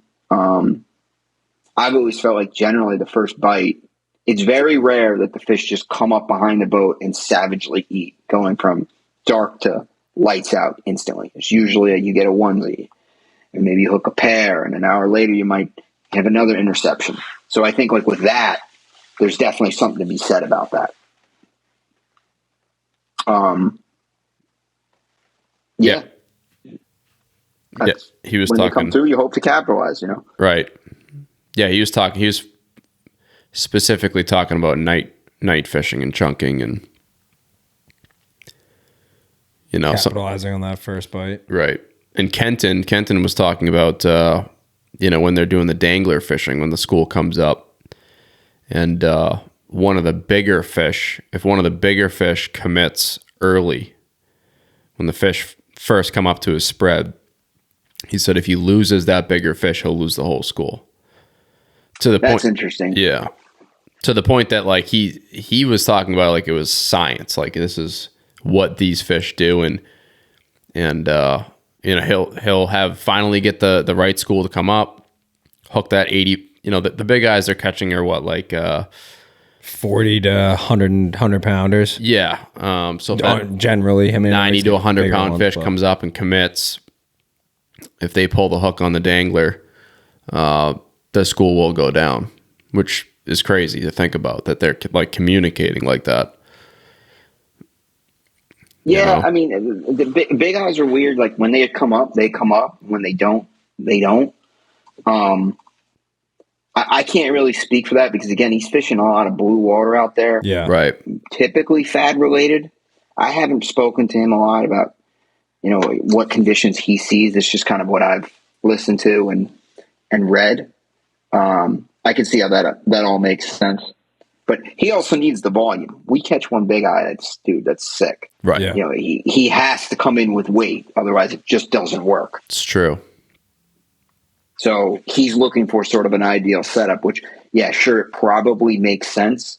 But I'm not living out there with a sonar on a tuna boat, going from fad to fad to fad. And then when it works out, I mean, you read some of his stories, it's like his entire trip is 10% of the trip. Right. Is made in 10% of the trip. But I suppose it's kind of like tuna fishing. When they bite 10% of the time. Yeah. Take advantage of about that right. window. What's your favorite canyon to fish? I don't know. I would say like the Hudson's home court. It's just there's so much structure there. You can find something typically, but they all work. I mean, when the water's good and the water's pushing, it could be sick. I mean, it's like Jurassic Park. You go out east, you can have some really big days when it's good. I mean, we don't typically see these like crazy days in the southern canyons. Like I've seen like some of the larger big eye bites that you guys have had, and we've been a part of that, where you can really put like double-digit trips together or catch a half dozen big eyes. And I don't know if that's crowd related. A lot of boats is 20 in those canyons. Like that's like, wow, there's a lot of boats here. I think I can count on one or two hands the amount of times I've seen 20 boats at a canyon like east of Welker. Oh, east of Welker, absolutely. But even east of Veach. Yeah. A dozen boats seems some, like a lot, and I don't even think there's been that many times of seeing that.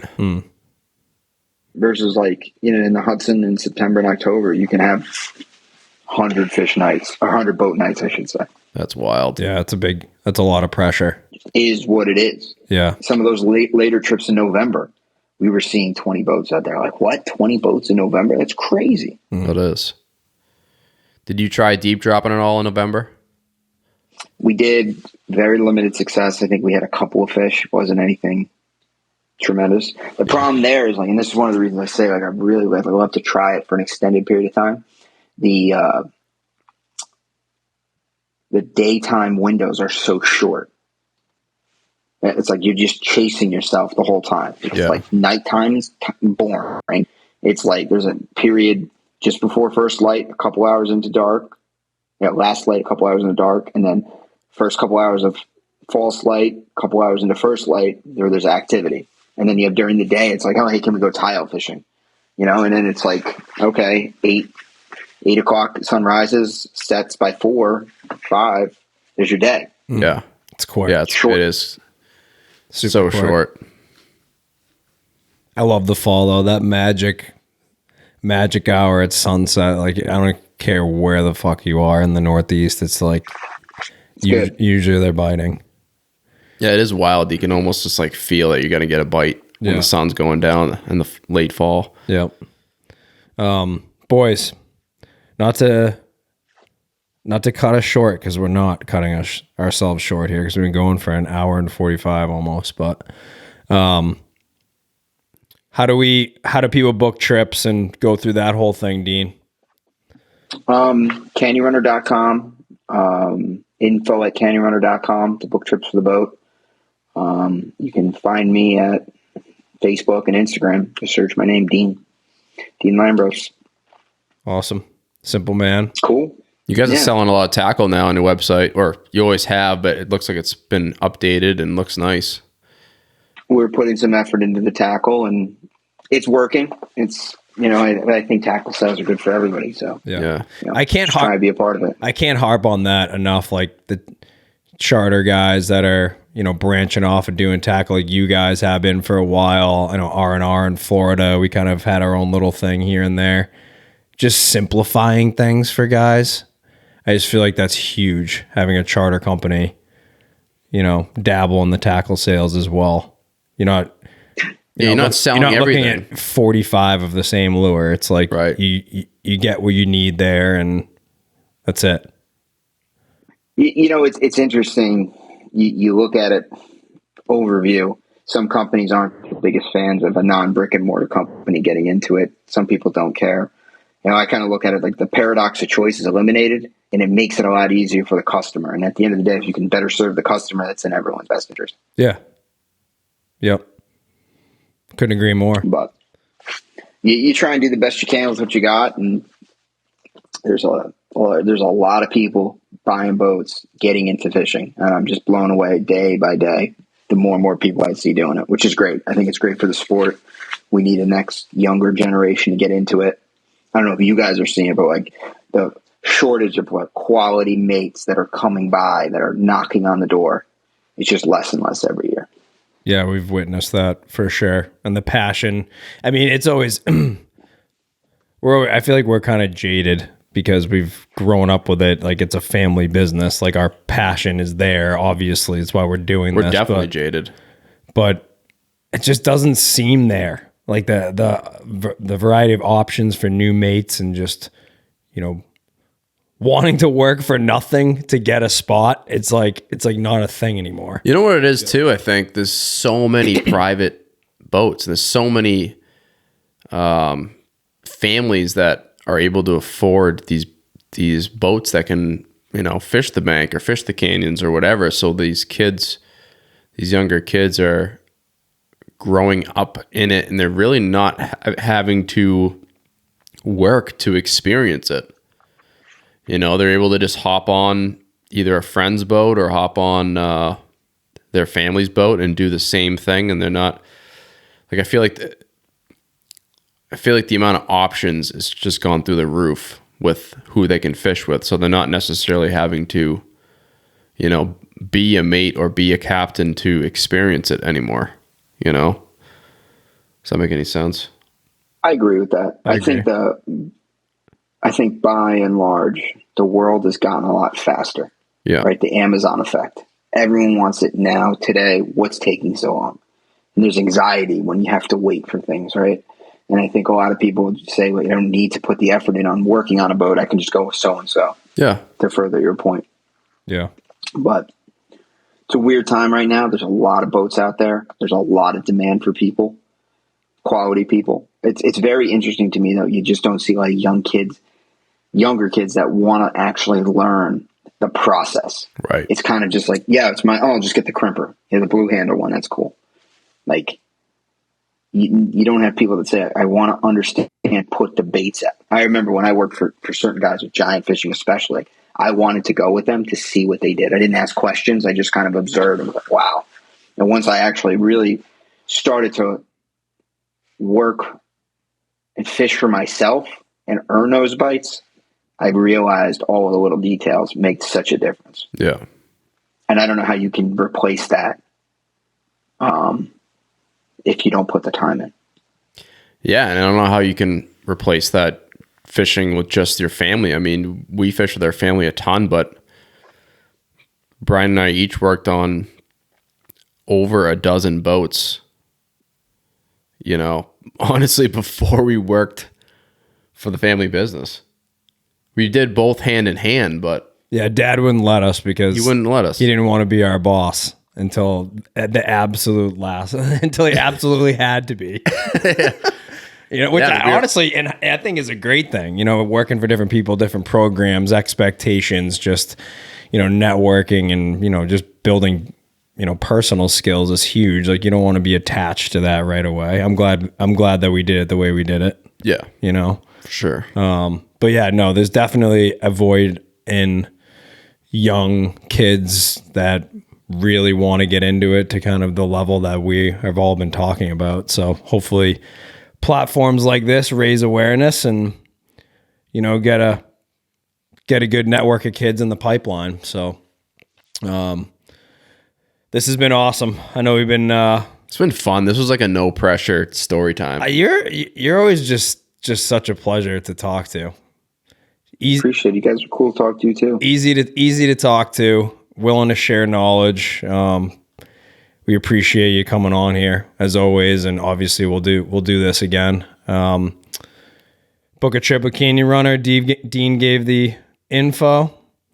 Want me to just end it on OG's 3 words of wisdom? All right, we're going to end this on our father's 3 words of fishing wisdom. Remember, you can't catch them if you don't have a hook in the water. Always trust your instincts. And the last one, you'll just have to keep listening. Stay tight, everybody. Deane, thank you so much, man. Thanks, buddy. That was awesome. Thanks, guys. Have a good night. We'll talk to you later. Thank you. See ya. You got it. Bye. Thank you very much for tuning in to the SeaBros Fishing Podcast. If you would like more information about today's guest, our episode, and show sponsors, or if you want to order hats and apparel, please visit our website at SeaBrosFishing.com. You can also stay up to date on all the latest SeaBros Fishing content and podcast episodes by following us on Instagram at SeaBros Fishing. Finally, to book a trip with us through our family-run charter fishing company, please visit massbayguides.com or see our latest updates and fishing reports by following Mass Bay Guides on Instagram and Facebook.